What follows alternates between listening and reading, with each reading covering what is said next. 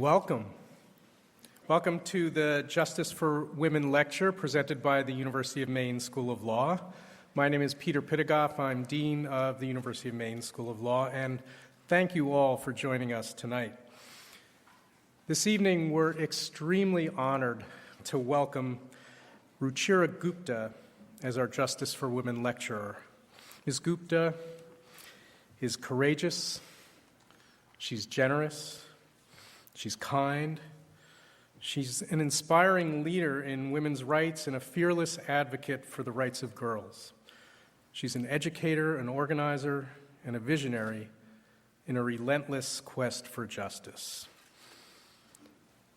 The law school started the Justice for Women lecture series almost 5 years ago, and the goal of the series is to engage people in Maine in a global conversation about justice for women and girls in the developing world and also in Maine.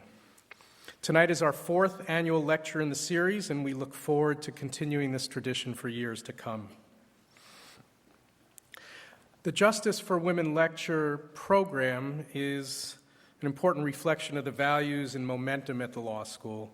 As Maine's public law school, we take our public service mission very, very seriously to promote justice and to further our understanding of a complex society. I want to take a moment to thank our student volunteers whom you've seen around, members of the Women's Law Association at the law school for all their work in help tonight.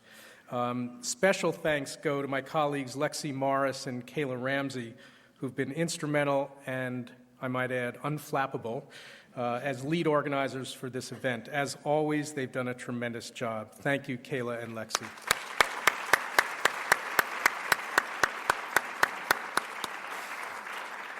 I also want to thank David and Kay Flanagan for joining us here tonight. David is president of the University of Southern Maine, and we're in his house. There are a number of other people here of note, and all of you are people of note, but dare I venture down this path, but I want to welcome Chief Justice Softly, who's here.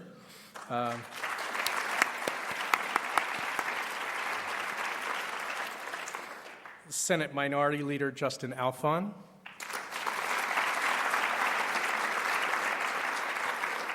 And Attorney General Janet Mills.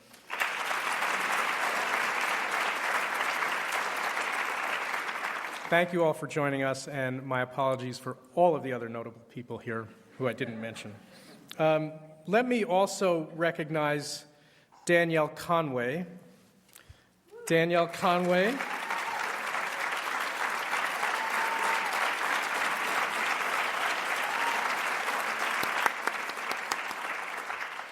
Danielle is the Dean Designate at the University of Maine School of Law and my successor as of July 1.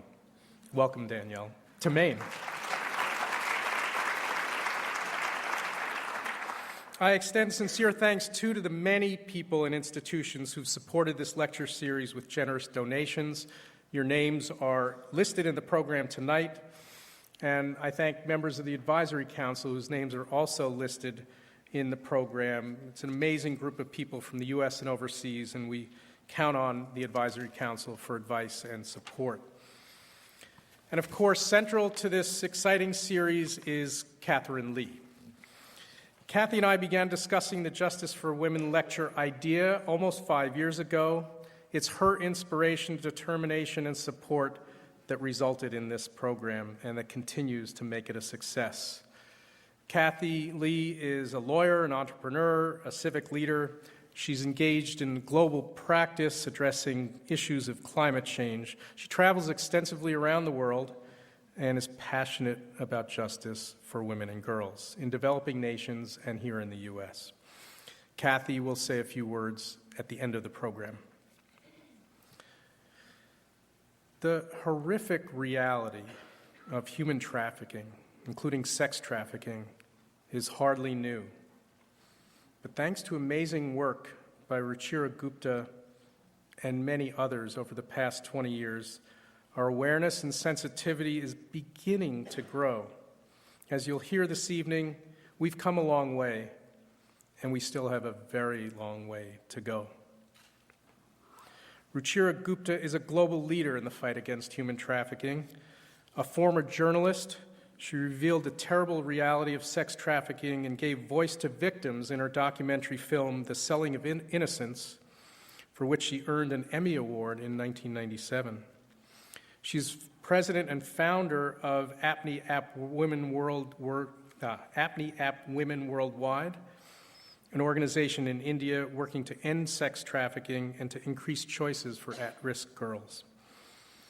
Ms. Gupta has testified in the U.S. Senate and helped bring about enactment of the Federal Trafficking Victims Protection Act of 2000.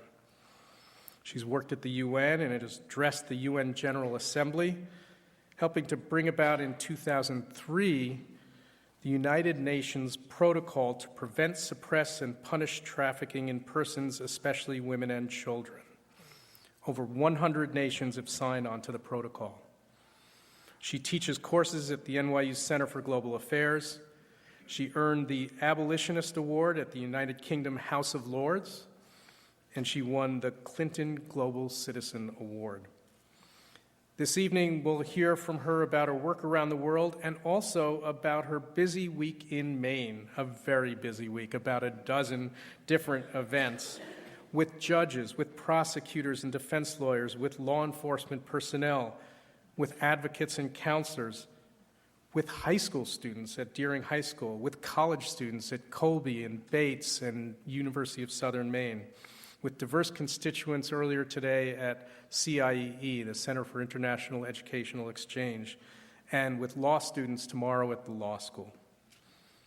Trafficking is a global issue, yes, but it's also a reality in the U.S. and here in Maine.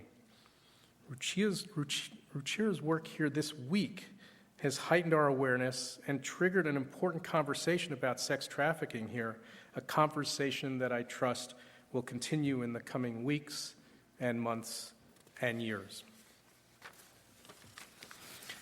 At this point, I'm honored to introduce you to Ms. Dee Clark, who in turn will provide a special introduction for Ms. Gupta.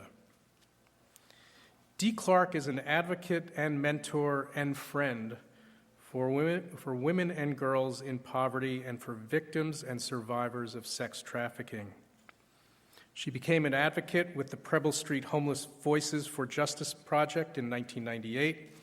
Today, she's partnering with the Salvation Army to develop a program called A Friend of a Friend to match young women in trouble with caring mentors.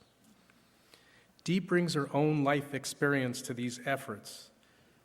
She was a victim of sex trafficking at 12 years old. She spent 7 years as a stripper in the Boston Combat Zone. She struggled with homelessness as a mother of 2 young children. She unfortunately knows firsthand the complex personal challenges that victims face. Most striking to me about Dee is how she's had the strength to grow into the effective mentor and civil rights advocate she is today. Please join me in welcoming Ms. Dee Clark.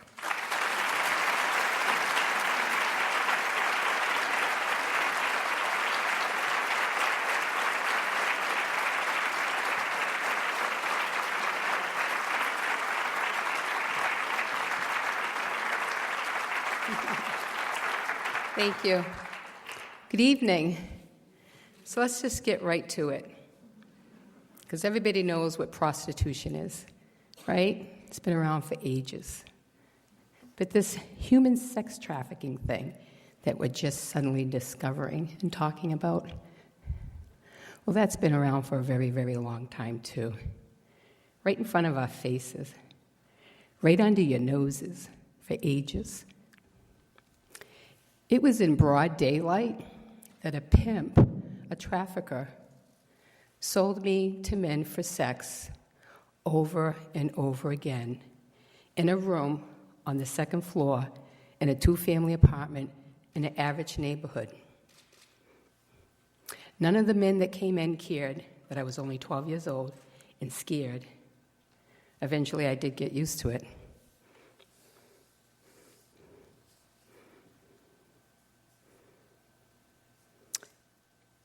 At 13, I was in the combat zone, as Peter said, stripping, taking my clothes off, and I had to get off a train and walk to the strip joint.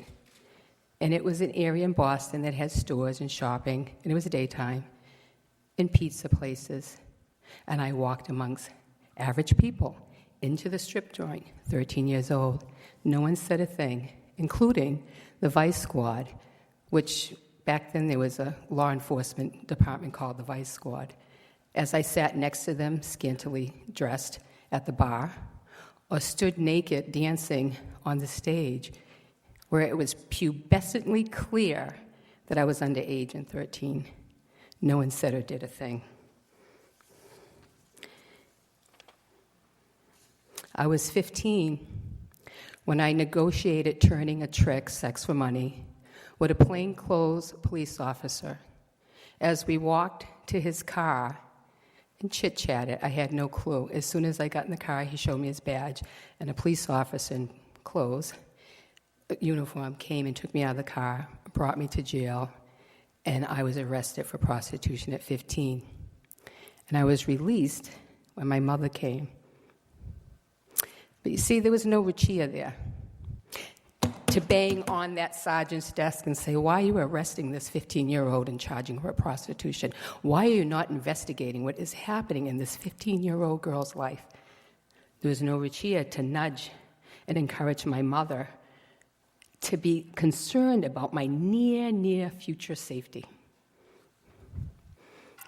I was alone. There was no kind of restorative help, no way to bring myself back together. So there I was in the combat zone, stripping, and by 15 I was tricking and turning tricks, and again with a pimp. When I was in my mid-20s, having coming out of the life, that's what we call it, the life, where women and exchange sex for money for a pimp, I was emotionally a wreck. I was just emotionally a wreck and mentally a wreck, and I didn't even know it. And when it was brought to my attention, I had no idea why. I had no idea that I was being oppressed by my own shame because I had no place to talk about it, to let it go. That's something I share today with the women I work with and the girls I work with, is that hidden, unspoken shame. It's because of your global advocacy, Ruchira, that people like myself are speaking up, and we can talk freely about those horrendous ways we had to live. When I was standing on a corner, because I went from the rooming house to a corner, that's what the pimp did, he brought me to the hoe stroll. That's what we called it, the hoe stroll. Now it's called the track. It's where women and girls like myself at the time could walk on the street and cars could pull over, and then you could negotiate money for a sex act or two. And then that trick, the John, the purchaser, would then go into a trick house, a room with a comfy bed and a bathroom, and exchange sex for money. Or we go to a designated parking spot to turn a trick, exchange money for sex. To come away from that, after a very long time of doing that, is really hard to then come be with people just like you and to be just comfortable in my own skin. Today I can do it, but it took a long, long time. And today I hold my head up high. It's because some of the work that you've done, Ruchira, that survivors are speaking up.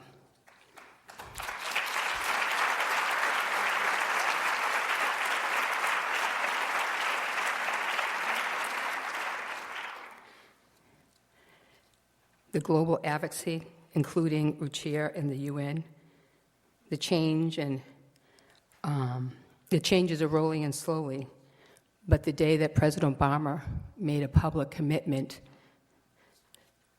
to end sex trafficking here in the United States, here in Portland, Maine, that is what encouraged me. I had already had a voice around poverty and homelessness, but that day I had a voice and I cleared my throat with many other survivors, and I said, I'm going to speak up. I'm going to talk to anybody that wants to listen. And other survivors are doing the same thing. Last night I stood on a stage with 4 other survivors of sex trafficking, and we held our head up high, and people welcomed us as neighbors. And it sounds silly, but to be an outcast and to live like everybody's looking at you, like you're looking at me now, but to feel like everybody's looking at you. This is what I see in myself, and this is what I see now with the women I'm working with. But I want to mention this one special thing that I found out when I was reading about Ruchira. Even though I forgot to tell you something else, so I'm going to tell you something else first. Because it's important, because it takes a lot to undo this stuff. And if people really want to try to find ways to be with women and girls coming out of this, it's going to take a lot of undoing all of that. One day, I was walking on Forest Ave, and I walked by the old Department of Health and Human Services. It used to be right up here on Forest Ave. And it had a big sign on it, and it also had another sign that either said Department of Vocational Rehabilitation, or it said the Bureau of Vocational Rehabilitation. And there was a man standing outside. He was smoking a pipe. And I asked him, what is that place? And he says, oh, it's to help people get jobs. I said, oh, I need a job. I could use that help. And he says, oh, well, it's help train people, coach people. And I says, I really need a job. I've never had a job. I didn't go to school. I was a prostitute when I was a kid, and I've been a stripper, and the only other thing I ever did was shoplift. I was just wearing it on my sleeve. I don't know why I felt that I could tell him that. And he says, oh, well, it's really for people that are blind or in wheelchairs. Needless to say, many, many years later, folk rehab has assisted me a lot. But anyway, I read this one story about Ruchira, and it struck me because there's not too many people that do this, even here in Portland, other than my friends, 11. I was reading that she was investigating an area that was called the red light zone in Nepal, and she went to the brothels, which we would call the hostro, to see about these women and girls and why were they being prostituted, pimped, sold for sex. And when she was doing that, a pimp approached her and held a knife to her throat. And the women seeing this, the women that were being exploited, surrounded her. And I thought, wow. Number one, she's out on the stroll. That just meant a lot to me, that you would go do that. And number two, she must have given those women a lot of hope for them to risk being cut, to risk being stabbed, to risk being killed. So I appreciated that, and I feel a kinship to you. Ruchira is going to show us a short film, and I'll be right back.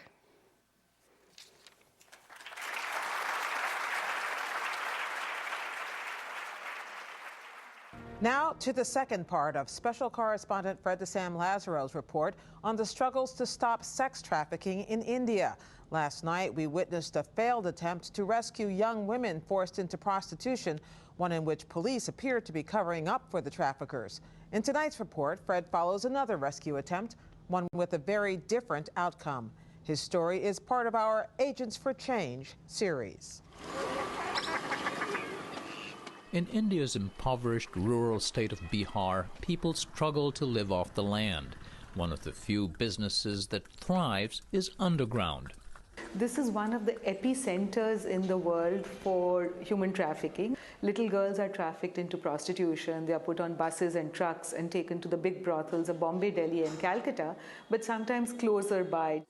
Ruchira Gupta and the human rights group she founded, Apne, or On Our Own, is working to change the tradition of lower caste women being channeled into the sex trade. The group sued authorities to provide schooling for girls rescued from brothels, and it runs a shelter for the women and their daughters.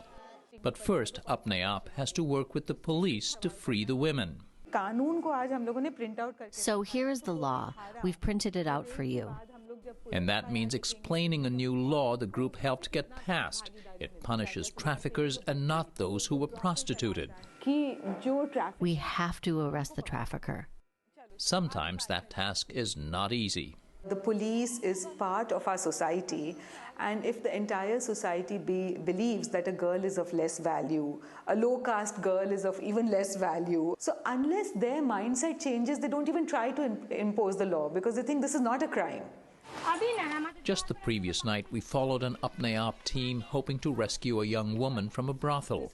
The raid failed, possibly because the police tipped off the traffickers. Ruchira, what's going on?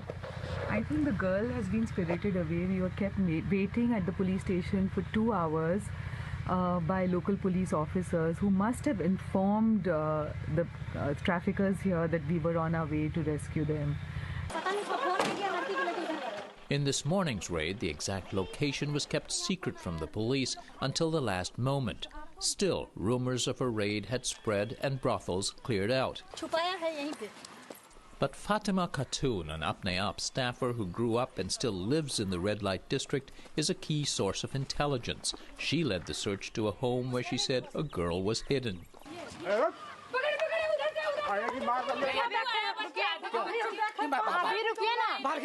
Not long after indignant protests from the homeowners, a frightened young woman emerged. There's no reason to cry. Don't be afraid. Don't be afraid. As the young woman was led to a waiting car, Fatima Khatun led the team to a brothel where she'd been allegedly working, hoping to gather evidence against her trafficker. Apparently, the man shown here talking to police and also taunting Khatun.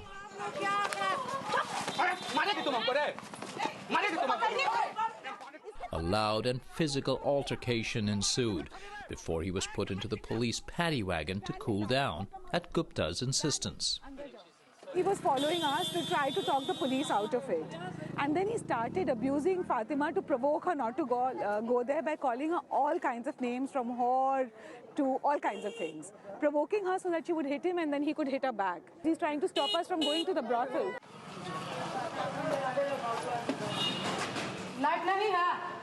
Here's another room which is being used as the brothel where that girl we rescued. This is the bed where the customers are brought and these girls are put forward for the customers. And they're locked up in rooms like this with iron bars on the window, as you can see. Here's a little condom lying here. Please take a picture of this. Get that book up there. It probably has names of the customers. Next, another shack-like brothel. Here they hope to rescue 2 teenage girls, one forced to prostitute herself, the other the daughter of this woman who owned the place. Gupta says it's not uncommon for women to be involved in the business of trafficking. Many were themselves trafficked when they were young. Ruchira, what's happening right now? She says those girls are in school. So I'm saying, fine, take us to the school, we'll go and meet the girls. We'll meet the principal, we'll meet the girls. So she's refusing to go there. On what grounds? Saying that I'll bring her at 4 o'clock to the office, which of course she won't, but she won't take us. So where do things stand then?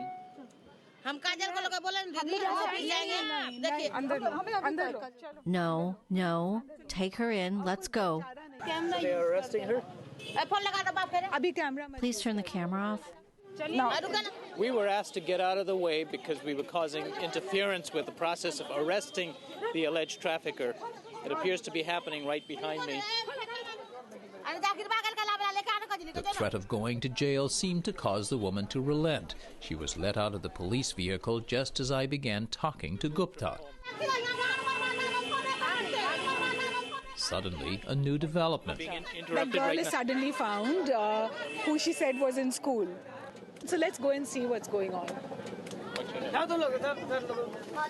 It was the 14-year-old daughter of the brothel owner. Until recently, she had been enrolled in school and even lived in the Apne Aap shelter. But she was pulled out after 7th grade, being prepared, Gupta said, to go into the sex trade. a common tradition here passed from mother to daughter. Negotiations resumed with the chastened brothel keeper and her son, who in another common practice works as a pimp. Do you want to be a pimp? No, ma'am. So why are you doing this? You're preparing a 14-year-old to prostitute herself. You have another girl in the back, Sampatia, that you've enslaved. Have you no shame? And what's the use of you crying? Sampatia cries every day when customers come and rape her. Sampatia, the girl being prostituted, would not be produced on this day. But Gupta was able to negotiate a deal for the daughter, 1 more year in school. Chunni has agreed that she can study till class 8. I hope the daughter will become stronger, more educated, and she will be able to negotiate with her mother. And we will together make her go on and stay on in school for another 2 years. It's year by year that we negotiate for a child. And even a year of not being raped, a year of not being beaten is great. It's better than a year of being raped and beaten. For the young woman brought back to school and to live in the Apne shelter, it was hard to see much beyond her immediate fears and turmoil, torn and confused by family loyalty and tradition. Counseling for her is just one of the tasks that lay ahead for the Apne staff. They'll do the same for the girl rescued earlier this busy day. Her testimony will be key to building the case against her alleged trafficker. In its 12 years, the anti-trafficking group Apne has managed to successfully prosecute 66 traffickers. But more critically, Gupta says the first 4 alumni of its shelter now hold tickets out of generational prostitution and poverty. They've gone on to enroll in college. This is Freddy Sam Lazaro in Bihar, India, for the PBS NewsHour.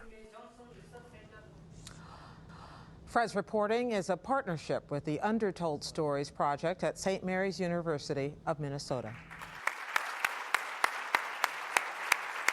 It's incredible.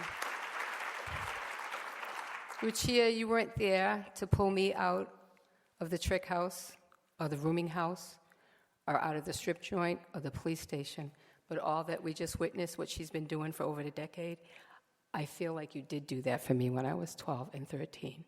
And I'm proud to call you my big sister. Please will you welcome my big sister, Ruchira Gupta.